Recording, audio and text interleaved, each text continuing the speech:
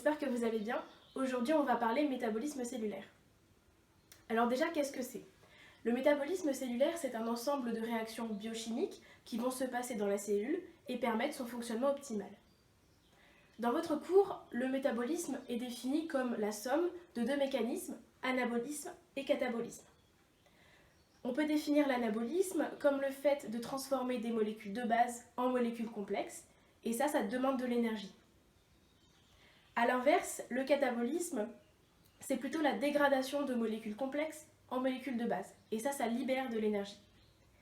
Aujourd'hui, on va un petit peu plus voir le catabolisme, notamment celui des nutriments énergétiques qui nous sont apportés par l'alimentation, à savoir les glucides, les protides et les lipides. Commençons par les glucides. Vous avez vu au premier semestre que le glucose pouvait se dégrader en pyruvate par la glycolyse.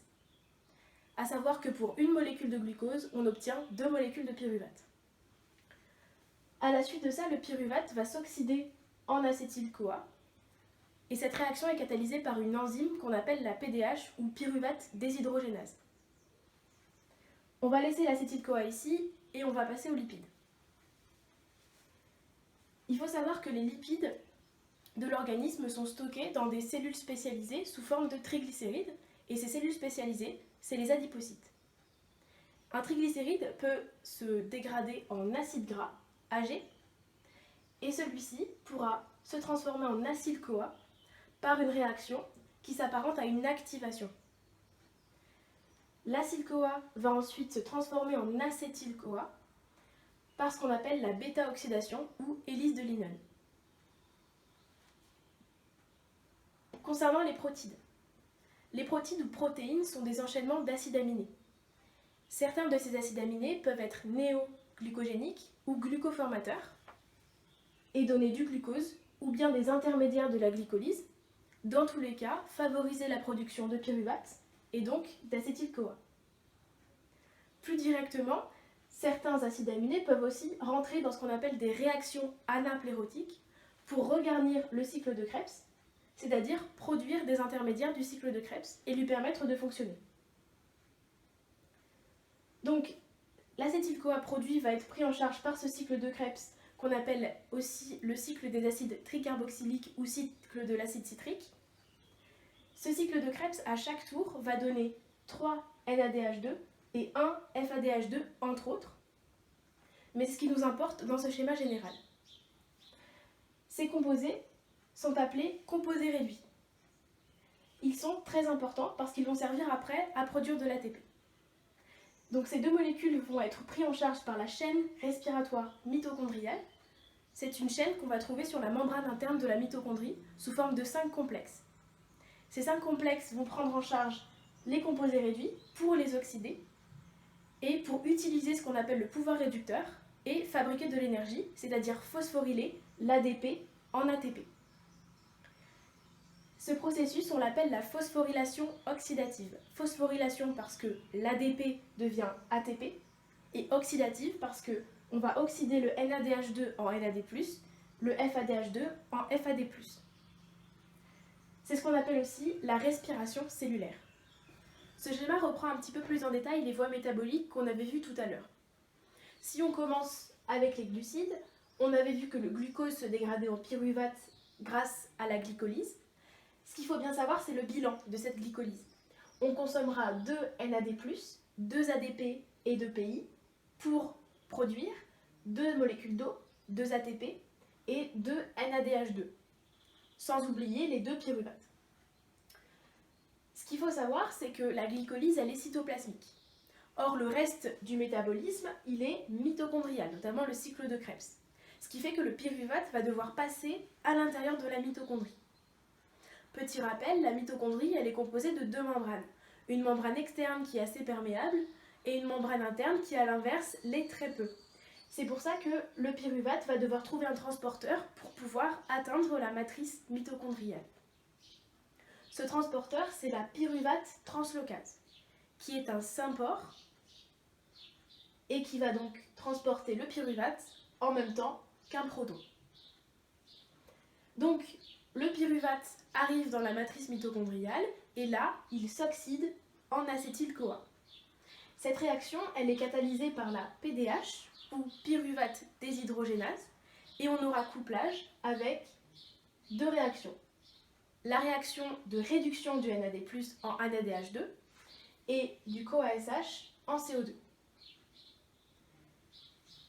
Ce qu'il faut savoir, c'est que cette réaction, elle s'appelle la décarboxylation oxydative, et parce que, en fait, on va avoir perte d'un carbone qui part sous forme de CO2, donc décarboxylation oxydative, parce que le pyruvate s'oxyde en acétyl-CoA.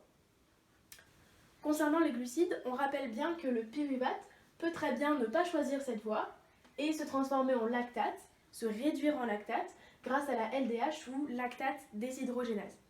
Cette voie-là, elle s'appelle la glycolyse anaérobie lactique, donc elle fonctionne même en l'absence d'O2. Concernant les lipides maintenant, on a vu que les lipides étaient stockés dans l'organisme sous forme de triglycérides dans les adipocytes. Un triglycéride, c'est un glycérol avec ses 3 groupements hydroxyles qui sont estérifiés par 3 acides gras. Donc en gros, si on coupe un triglycéride, on obtient 3 acides gras. On coupe le triglycéride grâce à une enzyme qui s'appelle la lipase. Donc on libère des acides gras. Ces acides gras sont activés en acyl-CoA. Pour activer un acide gras en acyl-CoA, on a besoin d'un ATP et d'un CoASH. Une fois qu'on a obtenu notre acyl-CoA, il va falloir, de la même façon que pour le pyruvate, le faire passer dans la matrice mitochondriale. Pour ça, on a un système qui s'appelle le système carnitine, et donc qui va nous permettre de faire passer l'acyl-CoA à l'intérieur de la mitochondrie. Une fois cela fait, l'acyl-CoA va rentrer dans le cycle de la bêta-oxydation, qu'on appelle aussi l'hélice de Lincoln. À chaque tour de ce cycle, on aura libération d'un FADH2 et d'un NADH2. Également, on aura libération d'un acétyl-CoA et d'un autre acyl-CoA dit milieu de carbone, et c'est pour ça que c'est un cycle. Donc, si on se focalise un petit peu plus sur le cycle de Krebs. Donc, ce cycle-là, c'est ce qui va permettre de transformer une molécule d'acétyl-CoA produite par une des deux voies en coenzyme réduit qui va rentrer dans la chaîne respiratoire mitochondriale. Donc, on a des intermédiaires du cycle de Krebs qui sont le citrate, l'isocitrate, l'alpha-cétoglutarate, le succinyl-CoA, le succinate, le fumarate, le malate et l'oxaloacétate. Pour se rappeler de ces composés-là, on peut utiliser un moyen mnémotechnique qui dit CIA suspecte un suspect qui fume des Marlboro oxydés. Voilà, ce qu'il faut aussi savoir dans le cycle de Krebs, c'est le bilan. Le cycle de Krebs va nécessiter un acétyl-CoA, 3 NAD+, un FAD+, un GDP plus PI et 2 molécules d'eau. Avec ça, il va libérer un GTP, 3 NADH2, un FADH2, 2 CO2 et un CoASH. Ce qu'on avait vu précédemment, c'est que les coenzymes réduits, le 3-FADH2 et le 3 NADH2 et le FADH2 allaient être pris en charge dans la chaîne respiratoire mitochondriale et donner de l'ATP. Donc voilà ce qu'il y a à savoir pour le cycle de Krebs.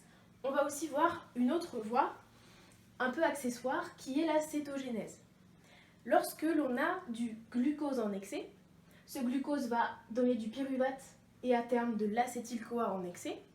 Cet acétyl-CoA va pouvoir, par des réactions successives, qui sont comprises en fait dans la cétogénèse, produire 3 corps cétoniques que sont l'acétoacétate, le bêta-D-hydroxybutyrate et l'acétone. Petite précision là-dessus, la cétogénèse, elle est hépatique et mitochondriale. Ça veut dire qu'en fait, elle ne se produit que dans les mitochondries des hépatocytes.